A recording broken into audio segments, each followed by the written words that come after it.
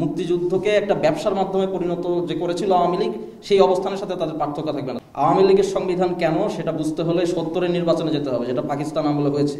৭০-এর নির্বাচনে যারা নির্বাচিত হয়েছিলেন আওয়ামী লীগের পক্ষ থেকে, তারাই কিন্তু পরবর্তীতে গণপরিষদ করে বাংলাদেশের সংবিধান রচনা করেছেন। ৭০-এর নির্বাচন ছিল পাকিস্তানের একটা নির্বাচন। সেই নির্বাচনে ন্যাপ কিন্তু অংশগ্রহণ করে নাই, সেটা পাকিস্তানের যে পলিটিক্স সেটার উপর ভিত্তি করে। বাংলাদেশ যখন হয়ে গেছে তখন তো নতুন নির্বাচন করা উচিত ছিল। ন্যাপের লোকেরা কি মুক্তিযুদ্ধ করে নাই? অন্যান্য পার্টির লোকেরা কি মুক্তিযুদ্ধ করে নাই? তো এই মুক্তিযোদ্ধাদের এবং এদের সমর্থক যে জনগোষ্ঠী, তাদের প্রতিনিধিত্বের কোনো প্রকার উপায় না রেখে ৭০-এর পাকিস্তান আমলের নির্বাচনের থেকে যে প্রতিনিধিরা নির্বাচিত হয়েছেন তাদেরকে দিয়ে আপনি বাংলাদেশের সংবিধান লেখাচ্ছেন, যাদের কাজ ছিল পাকিস্তানের সংবিধান লেখা। এই বিষয়গুলো মৌলানা ভাসানী থেকে শুরু করে আমরা তখন দেখেছি জাসদ, ন্যাপ থেকে শুরু করে তৎকালীন মুক্তিযুদ্ধপন্থী অসংখ্য দল, আওয়ামী লীগ ছাড়া, সকলে ৭০-এর দশক থেকেই এই সকল প্রশ্ন উত্থাপন করে এসেছেন।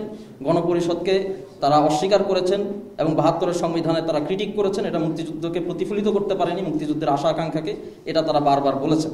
সেই জায়গায় যারা আওয়ামী বিরোধী, ফ্যাসিবাদ বিরোধী মুক্তিযোদ্ধারা আছেন, তারা রয়েছেন বলে আমরা মনে করি, এবং তারা যদি তাদের অবস্থান পরিবর্তন করেন তাহলে তাদের সাথে আওয়ামী লীগের কোনো পার্থক্য থাকবে না। মুক্তিযুদ্ধকে একটা ব্যবসার মাধ্যমে পরিণত যে করেছিল আওয়ামী লীগ, সেই অবস্থানের সাথে তাদের পার্থক্য থাকবে না। তাই বিনীতভাবে তাদেরকে অনুরোধ করছি, তারা মুক্তিযুদ্ধের আদর্শ এবং আকাঙ্ক্ষা যেটার সাথে আওয়ামী লীগ প্রতারণা করেছে, সেটি বাস্তবায়নের যে লড়াই ৭০-এর দশক থেকে শুরু হয়েছে, সেই লড়াইয়ের সাথে তারা থাকবেন। যে মুক্তিযুদ্ধ চলমান হিসেবে আমরা দেখতে পেয়েছি ৭০-এর দশক থেকে আওয়ামী লীগের বিরুদ্ধে, ফ্যাসিবাদের বিরুদ্ধে, সেই চলমান মুক্তিযুদ্ধে তারা অংশ নিয়েছিলেন এবং সেই স্পিরিট তারা ধারণ করে রাখবেন। সেই যুদ্ধ এখনো শেষ হয় নাই, এটা আমাদের আশা আকাঙ্ক্ষা। শুধুমাত্র এমপি হওয়ার জন্য, মন্ত্রী হওয়ার জন্য, ক্ষমতার লোভে তারা এই স্পিরিটের সাথে বিশ্বাসঘাতকতা করবেন বলে আমরা আশা করি।